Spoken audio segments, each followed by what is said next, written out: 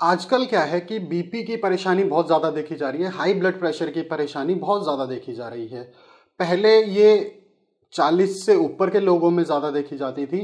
आजकल क्या है कि ये 25 और 30 साल के लोगों में भी बहुत ज़्यादा देखी जा रही है। जो हमारे यंग जनरेशन है 25 से 30 साल के, उनमें भी बहुत ज़्यादा देखी जा रही है।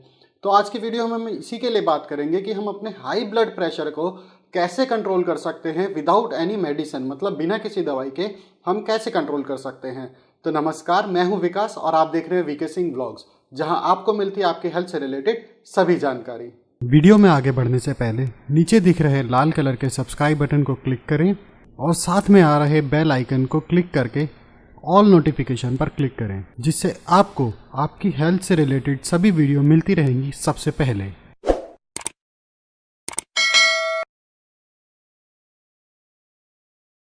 देखिए, सबसे पहला तो इसमें है मेंटल स्ट्रेस, जो कि हम अपने जॉब में आजकल हमारा इतना भाग दौड़ वाली लाइफ हो चुकी है कि हमको इतना कंपटीशन है कि हम उसमें जॉब की तरफ से या फिर अपने वर्क प्रोफाइल की तरफ से बहुत ही ज़्यादा कंपटीशन में है और बहुत ज़्यादा स्ट्रेस में रहते हैं।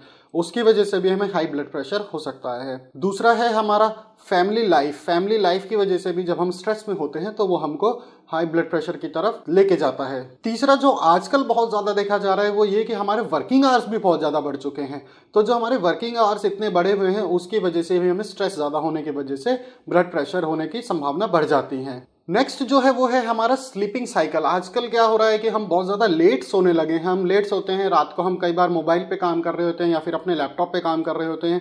तो जो हमारा स्लीप साइकिल है वो डिस्टर्ब हो चुका है।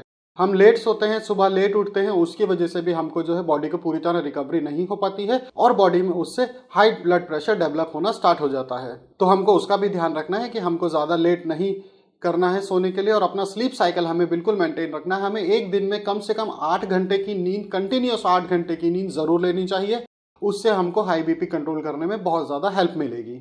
तीसरा जो हमें ध्यान रखना है वो हमें ध्यान रखना है कि हमें डेली कुछ ना कुछ फिजिकल एक्टिविटी जरूर करनी है। आजकल की लाइफ में क्या है कि जो एक 24 आवर का डे हमारा होता है, 24 आवर्स का एक डे है हमारा, 24 घंटे का एक दिन है हमारा, उसमें से हम 1 घंटा भी अपने लिए नहीं निकाल पा रहे हैं। तो उसका हमें ध्यान रखना है कि हमें कम से कम 1 घंटा अपने लिए निकालना है और हमें उसमें फिजिकल एक्टिविटीज़ करनी है। फिजिकल एक्टिविटीज़ में हम, अगर हमको बीपी को कंट्रोल करना है तो हम उसमें थोड़ा सा इंटेंस एक्सरसाइज भी कर सकते हैं, जिसमें हमें थोड़ा सा पसीना आए, वो एक्सरसाइज भी हम कर सकते हैं। हम, अगर हमको पसंद है तो हम जिम जाकर भी वर्कआउट कर सकते हैं। और अगर हमको ज़्यादा टाइम नहीं मिल रहा है, हम ज़्यादा वर्कआउट नहीं कर पा रहे हैं, तो हमें कम से कम एक दिन में 5 किलोमीटर नॉन स्टॉप वॉकिंग तो करना ही चाहिए। और अगर आपको पहले से बीपी है, हाई ब्लड प्रेशर की आपको परेशानी है, तो आपको एक्सरसाइज अपने डॉक्टर से बिना डिस्कस करे नहीं करना चाहिए। वो आपको इंटेंसिटी बताएंगे, उसके हिसाब से भी हमें अपनी एक्सरसाइज का करना चाहिए। क्योंकि एक्सरसाइज करने से हमारे हार्ट, ब्लड प्रेशर, आर्टरीज जो कि हमारी ब्लड को कैरी करने वाली वेसल्स होती हैं, वो सब हेल्दी रहती हैं एकदम। एक्सरसाइज से वो सब फिट रहती हैं एकदम। तो हमको हाई ब्लड प्रेशर डेवलप होने की प्रॉब्लम उससे कम हो जाती है और अगर पहले से ब्लड प्रेशर है तो वो भी कम होने लगता है। नेक्स्ट जो पॉइंट है वो ये है कि हमें अपनी डाइट में सोडियम को कम करना है। देखिए, सोडियम का ऐसा है कि सोडियम जितनी हमारी डेली रिकमेंडेशन है उससे हम ऑलमोस्ट 3 गुना ज़्यादा सोडियम एक दिन में खाते हैं। और वो सोडियम आता कहाँ से है? वो सोडियम आता है हमारे नमक से। तो जो नमक की डाइट है वो आजकल की लाइफ में यही देखा जा रहा है कि हम अपनी डेली रिक्वायरमेंट से 3 गुना ज़्यादा खा रहे हैं। तो सबसे पहले तो हमें अपनी डाइट में नमक को कंट्रोल करना है। जो हम नमक अपनी सब्जियों में खाते हैं उसको कंट्रोल करना है। दूसरा, जो फास्ट फूड, जो पैक्ड फूड आते हैं उनमें बहुत ज़्यादा नमक का यूज़ करा जाता है, तो हमें उसे जितना हो सके अवॉइड ही करना है। और हो सके तो हमें वो कम से कम खाना है और बिल्कुल ही नहीं खाएं तो बहुत अच्छा होगा। पर फिर भी अगर बाहर से खाना लेना हमारा मजबूरी है तो हम उसको कम से कम खाएं तो ही हमारे लिए ज़्यादा फायदा है। और सोडियम डाइट कम करने के साथ साथ हमें पोटेशियम डाइट भी बढ़ानी है। अपनी पोटेशियम डाइट से हमारा सोडियम, अगर हम पोटेशियम बढ़ाएंगे तो सोडियम अपने आप बॉडी में कम होने लगता है। तो हमें उसके लिए भी ध्यान रखना है कि हमें अपना पोटेशियम बढ़ाने से सोडियम कम करने वाली में हमें हेल्प मिलने लगती है।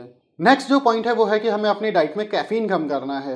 कैफीन का मेरा मतलब यहाँ पे कॉफ़ी और चाय से है। हमें कॉफ़ी और चाय को भी अपनी डाइट में कम करना है। आपने देखा होगा, अगर कभी किसी का बीपी लो होता है तो बोलते हैं कि कॉफ़ी पिला देने से बीपी नॉर्मल हो जाता है। तो अगर बीपी लो में नॉर्मल यानी कि बढ़ जाता है, तो अगर बीपी लो में वो बढ़ सकता है तो बीपी हाई में वो और बढ़ के आपको परेशानी कर सकता है। हालांकि कैफीन से बढ़ा हुआ बीपी परमानेंट नहीं होता है, पर वो टेम्परेरी हमको हाई बीपी की तरफ ले जा सकता है। और अगर हमको पहले से हाई बीपी की परेशानी है तो वो हमें बहुत ज़्यादा नुकसान कर सकता है।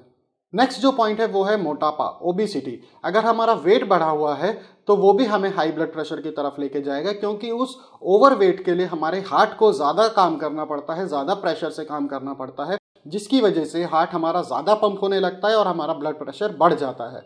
तो अगर हमको अपने वेट को भी कंट्रोल करके रखना है, अगर हमारा वेट ज़्यादा है तो हमें अपने वेट को कंट्रोल करना है, हमको तुरंत अपने वेट को कम करना स्टार्ट कर देना है, जो हमको एक्सरसाइज और डाइट से बहुत अच्छे से हम कर सकते हैं। नेक्स्ट जो पॉइंट है ब्लड प्रेशर के लिए वो है हेरिडिटी, यानी कि वंशानुवाद। तो अगर हमारे पेरेंट्स को ब्लड प्रेशर की शिकायत है तो वो हमको होने के चांसेस भी होते हैं। हम ब्लड प्रेशर हेरिडिटी से भी होता है। तो अगर हमारे पेरेंट्स में वो ब्लड प्रेशर की प्रॉब्लम है तो भी हमको ब्लड प्रेशर कंट्रोल के लिए काम करना चाहिए, हमको उसका ध्यान रखना चाहिए, हमको उसको डाइट और एक्सरसाइज से कंट्रोल करके रखना चाहिए। अगर आपको ब्लड प्रेशर की परेशानी अभी नहीं है तो भी हमें उस पर ध्यान देना चाहिए और उसको हमें अभी से ही कंट्रोल करके रखना चाहिए। नेक्स्ट जो पॉइंट है वो सबसे इंपॉर्टेंट पॉइंट है कि इसमें हमें कोई भी सेल्फ मेडिकेशन नहीं करना चाहिए, यानी कि हमें कोई भी दवाई खुद से नहीं लेनी चाहिए। और अगर हमारी दवाई पहले से चल रही है तो उसके डोजेस भी हमें खुद से चेंज नहीं करनी चाहिए। जब हम एक्सरसाइज या डाइट से उसको कंट्रोल करते हैं तो वो जब हमारे डॉक्टर उसको मेज़र करते हैं तो वो अपने आप ही इसको डोज को कम करेंगे। हमें खुद से इसमें डोजेज में चेंजेस नहीं करने चाहिए, या फिर अगर हम कोई दवाई अभी नहीं ले रहे हैं तो हमें खुद से कोई दवाई स्टार्ट भी नहीं करनी चाहिए। ये हमें दवाई जो भी इसकी मेडिकेशन है बिना डॉक्टर के प्रिस्क्रिप्शन के, बिना डॉक्टर के सजेशन के नहीं लेनी चाहिए। तो उम्मीद करता हूँ कि वीडियो में दी गई जानकारी आपको पसंद आई होगी। पसंद आई तो वीडियो को शेयर करें और चैनल को सब्सक्राइब करें, क्योंकि मैं ऐसे ही आपके हेल्थ से रिलेटेड वीडियो इस चैनल पर लाता रहता हूँ।